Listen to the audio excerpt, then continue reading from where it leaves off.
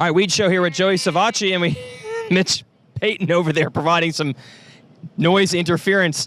Okay, we're not here to talk about racing or winning at High Point. That's going to be discussed enough. I'm trying to figure out where you actually are from. You're a Georgia guy everyone thinks of, but you actually are from California. Am I have this right? I'm very confused. Yeah, it's born and raised in California. Agua Dulce, if anyone knows where that is, they have to look it up. But a little small place. And then we moved to Lancaster maybe 2 years before we made the move back east. So I was out there for a little bit, but originally California. Now actually bought a house in Tallahassee, so I'm technically a Floridian. My parents live in Georgia, so I'm East Coast guy now. Not specific on the state, just bounce back and forth. But here's what I'm trying to figure out. These unknown towns in California, are they close to like SoCal where people ride and grow up riding and stuff? Yeah, I think I want to say it was maybe 30, 45 minutes from LACR. So, you know, I used to race there every night, every Saturday night, I think it was, under the lights. And it's cool. Those memories are always awesome. But, yeah, kind of similar. Glen Helen was probably a little over an hour-ish from where I was. So we were located good enough to where we could get to the places we needed to get if we wanted to go ride.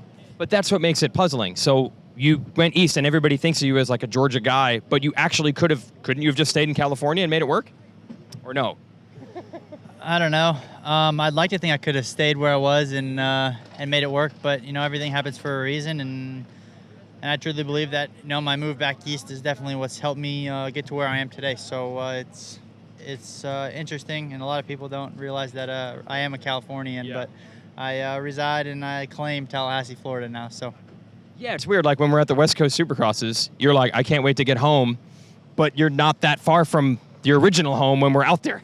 Yeah, I say home, and I mean home, like Tallahassee or Georgia. It's parents are there, you know, girlfriend's there a lot of the time, friends, you know, trainer, Ricky, Jeannie, everyone's there. So it's very comforting to be able to go home and sleep in my own bed. You know, when we're on the West Coast, it's not comfortable for me. You know, I'm not staying at my place and I'm not eating my food. I'm not staying on my routine. So it's a little unfortunate, but you know, we make do. Okay, so were you MTF guy? Is that who you were? Yeah, MTF guy for a while, and then just recently made the move to the farm, Ricky Carmichael's place. So. How far apart are these places? Like, did your routine, like obviously the track and the training's different, but did your general routine, are you driving like the same roads and the same basic stuff? Yeah, it's actually from Colleen's house. It's like probably 1.5 miles down the road. Jeez. So like if we were to go to her house and ride, it's the same exact road, except I go past her place and I go right, and it's like 1 mile down the road on the left. So nothing changes for me, and it's actually, like I said, I moved to Tallahassee after I went to the farm. So it's still about 25, 30 minutes for me to get to the farm, and it was about 20, 25 minutes to get to MTF. So it's still pretty much the same, give or take. Okay, now you might be the only one. You have worked under Colleen, Millsaps, and Jeannie Carmichael. Can we have a little compare contrast? You've worked under both. I don't know anyone else that can claim that. What is it like? It's hard to say, man. You know, they both have their ways of training, but I think they're both gnarly, right?